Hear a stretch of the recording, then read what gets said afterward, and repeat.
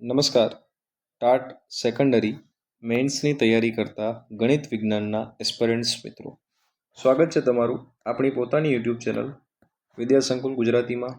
આજે આપણે આપણી હેતુલક્ષી પ્રશ્નોની લેક્ચર સિરીઝમાં ચેપ્ટર નંબર 3 પહોંચ્યા છીએ, ધોરણ 10માં. તો ચાલો હેતુલક્ષી પ્રશ્નોની શરૂઆત કરીએ. જેમ કે તમે જાણો છો, અહીંયા એક માર્ક્સના પ્રશ્નોના ઉત્તર આપેલા છે, જેથી આપણે એની ચર્ચા નહીં કરીએ. તમે કોમેન્ટ સેક્શનમાં #AJSIR લખશો, વિડીયોને લાઈક કરશો, જેથી હું લેક્ચર આગળ વધારી શકું. તો ચાલો આગળ વધીએ. અહીંયા પણ આપણને થોડાક પ્રશ્નો આપેલા છે, જે એક માર્ક્સના છે. તો આ જે પ્રશ્ન છે એ અહીંયા IMP રૂપે દેખાઈ રહ્યો છે. એવી જ રીતના તમે દરેક પ્રશ્ન વાંચશો તો કંઈક ને કંઈક તમે શીખતા રહેશો. હવે આપણે નીચે તરફ આગળ વધીએ તો એક શબ્દમાં જે ઉત્તર આપવાના છે તે પ્રશ્નો આપેલા છે. એક્વારિજિયા એ IMP પ્રશ્ન છે. સોનાને એટલે કે ગોલ્ડને ઓગાળવા માટે વપરાતા દ્રાવણનું નામ છે. સિન્નાબારનું આ સૂત્ર છે, એ પણ યાદ રાખજો. ત્યારબાદ આ જનરલી પૂછાતો પ્રશ્ન છે. હવે આપણે નીચે તરફ વ્યાખ્યાઓ જોઈએ. તો નીચે તમને અમુક કેટલીક વ્યાખ્યાઓ આપેલી છે, જે ઘણી વખત પૂંજનની વ્યાખ્યા પૂછી શકાય તેવી ખરી. ત્યારબાદ કેલ્સિનેશન છે, ક્ષારણ છે, આ બધી વ્યાખ્યાઓ પૂછી શકાતી હોય છે. હવે આપણે મિત્રો નેક્સ્ટ ખાલી જગ્યાઓ તરફ આગળ વધીએ. તો ચાલો શરૂ કરીએ. ખાલી જગ્યા ચમકદાર અધાતુ છે. તો આયોડિન છે એ ચમકદાર અધાતુ છે. હીરો અને ગ્રેફાઇટ એ હમણાં જ ઉપર 1 માર્કના પ્રશ્નમાં હતું, એ કાર્બનના અપર રૂપો છે. ત્યારબાદ ધાતુઓ ખાલી જગ્યા ઓક્સાઇડ આપે છે. તો બેઝિક ઓક્સાઇડ આપે છે. ઘણી વખત એને ઉભય ગુણધર્મી પણ કહેવાય છે. ત્યારબાદ કોપર ટુ ઓક્સાઇડ ખાલી જગ્યા રંગનો છે. તો એ બ્લેક એટલે કે કાળા રંગનો છે. ત્યારબાદ સોલ્ડર એ ખાલી જગ્યા અને ખાલી જગ્યાની મિશ્ર ધાતુ છે. તો એ સીસુ એટલે કે લેડ, PB, સીસુ, લેડ અને ટીનની મિશ્ર ધાતુ છે. ટીન એટલે સ્ટ્રોન્સિયમ એટલે કે SN. ત્યારબાદ મિશ્ર ધાતુની વિદ્યુત વાહકતા અને ગલનબિંદુ શુદ્ધ ધાતુઓ કરતાં ઓછા હોય છે. 7મો પ્રશ્ન છે, સક્રિયતા શ્રેણીમાં તળિયે રહેલા ધાતુઓ સૌથી ઓછા સક્રિય છે. ધાતુમાં રહેલી મોટી માત્રાની અશુદ્ધિઓ જેવી કે માટી, રેતી વગેરેને ખાલી જગ્યા કહે છે. તો એને ગેંગ કહે છે. ધાતુઓ તેમના સંયોજનોમાંથી મેળવવાની પદ્ધતિ ખાલી જગ્યા છે. એને જ આપણે રિડક્શન કહીએ છીએ. અને અંતે મેંગેનીઝ ડાયોક્સાઇડને એલ્યુમિનિયમના ભૂકા સાથે ગરમ કરતાં પ્રવાહી મેંગેનીઝ મળે છે. આ પ્રક્રિયાને જ આપણે થર્મિટ પ્રક્રિયા કહીએ છીએ.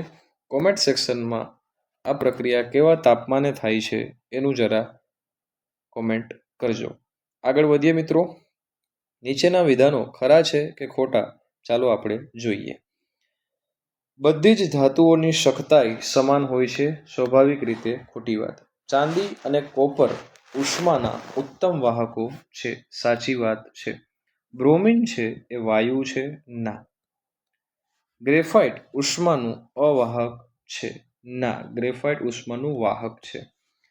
લિથિયમ, સોડિયમ અને પોટેશિયમ ને છરી વડે કાપી શકાય છે. ખરેખર સાચી વાત છે. અધાતુ તત્વો પાણીમાં ઓગળે ત્યારે એસિડિક ઓક્સાઇડ ઉત્પન્ન કરે છે. સાચી વાત. મેગ્નેશિયમને હવામાં ઝગારા મારતી વાદળી જ્યોત સાથે ના, એ સફેદ જ્યોતથી સળગે છે. ધોરણ 10 ચેપ્ટર 1માં આવે છે. આગળ જોઈએ. મેગ્નેશિયમ એ સોડિયમ કરતાં ઓછી પ્રતિક્રિયાત્મક છે. તો સાચી વાત છે. 9મું છે, એલ્યુમિનિયમ ધાતુ ઠંડા કે ગરમ પાણી સાથે પ્રક્રિયા કરતી નથી, પરંતુ તે બાષ્પ સાથે પ્રક્રિયા કરી ધાતુ ઓક્સાઇડ અને હાઇડ્રોજન બનાવે છે. તો મિત્રો એ સાચી વાત છે. ત્યારબાદ એક્વારિજિયા દ્રાવણમાં સોનું કે પ્લેટિનમ ઓગળતા નથી, નહીં ઓગળે છે, એટલે આ ખોટું વાક્ય છે. ત્યારબાદ પ્રતિક્રિયાત્મકતાનો ક્રમ આપણને ઘટતો દર્શાવ્યો છે. ખરેખર આ સાચો ક્રમ દર્શાવેલો છે. કોપર મંદ HCl સાથે પ્રક્રિયા કરે છે, તો મિત્રો એની સાથે પ્રક્રિયા કરતું નથી. મેગ્નેશિયમ ક્લોરાઇડમાં 2 આયનીય બંધ હોય છે. ના, એ સાચી વાત છે. ઇલેક્ટ્રોનની આપલે દ્વારા બનતા સંયોજનો આયનીય સંયોજનો ઉપરાંત વિદ્યુત સંયોજકોના નામે પણ ઓળખાય છે. બરાબર છે, કારણ કે વિદ્યુતથી જ બનેલા છે. 15મું છે, વિદ્યુત સંયોજનો કેરોસીન અને પેટ્રોલમાં દ્રાવ્ય હોય છે. ના, હોતા નથી. ત્યારબાદ આપણને કીધું છે કે નીચે આપેલી પ્રક્રિયાઓ પૂર્ણ કરો. તો ચાલો પ્રયત્ન કરી જોઈએ. પ્રથમ પ્રક્રિયા આપી છે 2CO પ્લસ ઓક્સિજન એટલે કે 2CuO. ત્યારબાદ એલ્યુમિનિયમ 4 એલ્યુમિનિયમ પ્લસ 3, તો આ થશે 2Al2O થ્રાઇસ. ત્રીજું છે આપણને કીધું છે Al2O થ્રાઇસ પ્લસ 6HCl, તો આ થશે 2AlCl3 પ્લસ 3H2O. ભલે મિત્રો નીચે જવાબ આપ્યા છે, તેમ છતાં આપણે એક વખત જાતે સોલ્વ કરવાનો પ્રયત્ન કરીએ કે જેથી પ્રેક્ટિસ થાય. ત્યારબાદ Al2O થ્રાઇસ પ્લસ 2NaOH, તો સોડિયમ એલ્યુમિનિયમ સાથે રિએક્શન કરશે એટલે 2NaAlO2 પ્લસ પાણી મુક્ત થશે. ત્યારબાદ K2O પોટેશિયમ ઓક્સાઇડ પ્લસ પાણી પ્રક્રિયા કરશે, એનાથી મળશે 2 મોલેક્યુલ્સ ઓફ પોટેશિયમ હાઇડ્રોક્સાઇડ. ત્યારબાદ જો અહીંયા આપણે સોલિડ લિક્વિડ એવું આપ્યું છે જેથી આપણે અહીંયા લખવું પડે કે આ એક્યુએસ મળશે. ત્યારબાદ કેલ્શિયમ પ્લસ 2H2O, તો કેલ્શિયમ સોલિડ છે એટલે આપણને મળશે કેલ્શિયમ હાઇડ્રોક્સાઇડ ટ્વાઇસ એક્વેસ સોલ્યુશન મળશે, અને સાથે સાથે હાઇડ્રોજન છે એ ગેસના સ્વરૂપે મુક્ત થશે. ચાલો મિત્રો આગળ વધીએ, અમુક બીજી પ્રક્રિયાઓ પૂર્ણ કરીએ જો થાય તો. જોઈએ. ત્યારબાદ 7મો પ્રશ્ન છે 2HGS plus 3 molecules of oxygen, એનાથી મળશે 2HGO plus 2 molecules of sodium sulphur oxide. ત્યારબાદ 8મું છે એમાં આવશે 6 molecules of copper plus SO2 gas મુક્ત થશે. ઝિંક ઓક્સાઇડ અને કાર્બનની પ્રક્રિયા કરતા ઝિંક પ્લસ કાર્બન મોનોક્સાઇડ મુક્ત થતો હોય છે. 10મી પ્રક્રિયા છે એમાં Fe2O થ્રાઇસ પ્લસ 2 એલ્યુમિનિયમ પ્રક્રિયા કરશે તો આયરન બનશે, 2 molecules of iron plus Al2O thrice અને એલ્યુમિનિયમ ઓક્સાઇડ વત્તા એમાં એનર્જી છે એ મુક્ત થશે. 11મી પ્રક્રિયા છે એમાં જો ધ્યાન આપીએ તો 2 મોલેક્યુલ્સ ઓફ લેડ ઓક્સાઇડ બનશે PbO, 2 molecules of PbO lead oxide બનશે, અને સાથે સાથે 2 મોલેક્યુલ્સ ઓફ સલ્ફર ઓક્સાઇડ મુક્ત થશે. એવી જ રીતના મિત્રો 12મું, 13મું, 14મું અને 15મું અહીંયા આપેલા જ છે. બરાબર. ચાલો હવે આપણે ધીરે ધીરે વિકલ્પો તરફ આગળ વધીએ. તો ચાલો મિત્રો વિકલ્પ સોલ્વ કરીએ. નીચેનામાંથી કઈ ધાતુ છે એ મિશ્ર ધાતુ છે? બ્રાસ, બ્રોન્ઝ, સ્ટીલ, તો આપેલ તમામ. લોહ સ્તંભની ઊંચાઈ અને વજન અનુક્રમે કેટલું છે?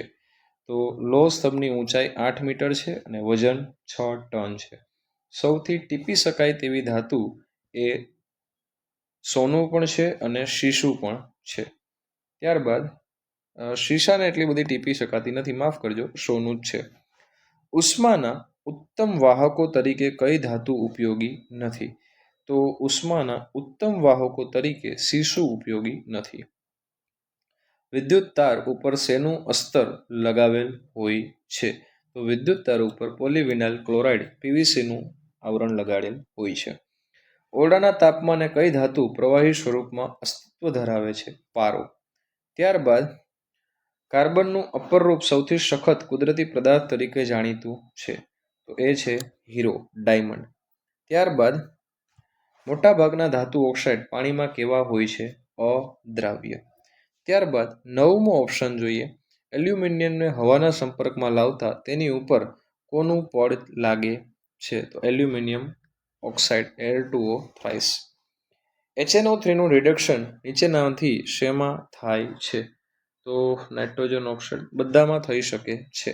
નીચેના પૈકી કઈ પ્રક્રિયાને ભૂંજન પ્રક્રિયા કહે છે? અને આ આઈએમપી પ્રશ્ન છે. તો ભૂંજનની આ પ્રક્રિયા દેખાઈ રહી છે અને મિત્રો એ મોસ્ટ આઈએમપી પ્રક્રિયા છે. ત્યારબાદ કઈ પ્રક્રિયા દરમિયાન સામાન્ય સંજોગોમાં ડાયહાઇડ્રોજન વાયુ ઉત્પન્ન થતો નથી? તો ધાતુ પ્લસ પાણી. 13મા નંબરનો પ્રશ્ન છે, નીચેના પૈકી શામાં વિસ્થાપન પ્રક્રિયા શક્ય છે? તો મિત્રો એમાં આવશે AgNO3 સિલ્વર નાઇટ્રેટનું દ્રાવણ પ્લસ તાંબાનો સિક્કો. આમાં શક્ય છે. ત્યારબાદ નીચેના પૈકી કઈ પ્રક્રિયા શક્ય નથી? તો એમાં આવશે આ પ્રક્રિયા. લોખંડ ક્યારેય મુક્ત થાય આ રીતના એ પોસિબલ નથી. બરાબર. ચાલો ત્યારબાદ મિત્રો આગળ વધીએ તો આપણને કીધું છે 15મા નંબરનો MCQ, નીચેના પૈકી કયું વિધાન ખોટું છે? તો ધાતુના ગલનબિંદુ અને ઉત્કલન બિંદુ નીચા નહીં પરંતુ ઊંચા હોય છે. ત્યારબાદ અમુક વિશેષ પ્રશ્નોત્તર આપ્યા છે જવાબ સાથે, તો એને તમારે વાંચવા જોઈએ. આ મોસ્ટ આઈએમપી પ્રશ્નો અહીંયા આપેલા છે. આ બંને ધાતુ તત્વો અને અધાતુના ગુણધર્મો. ધાતુ વજનમાં ભારે છે જ્યારે આ વજનમાં હલકા હોય છે. ધાતુ ઊંચા ગલનબિંદુ ધરાવે છે જ્યારે અધાતુ નીચા ગલનબિંદુ ધરાવે છે. ધાતુઓ સામાન્ય રીતે રણકાર ઉત્પન્ન કરે છે, અધાતુઓ રણકાર ઉત્પન્ન કરતી નથી. તેમાંથી તાર કે પતરા ખેંચીને બનાવી શકાય છે જ્યારે અધાતુમાંથી બનાવી શકતા નથી. હજી એક એક મુદ્દો ઉમેરવો હોય તો તમે ધાતુ અને ધાતુના ઉદાહરણો ઉમેરી શકો છો. પ્લસ સામાન્ય તાપમાને એટલે કે ઓરડાના તાપમાને પારો મર્ક્યુરી છે એ પ્રવાહી સ્વરૂપમાં અપવાદ છે. બરાબર. અધાતુની અંદર પણ તમે આવા અપવાદ છે એ ઉમેરી શકતા હોય છે.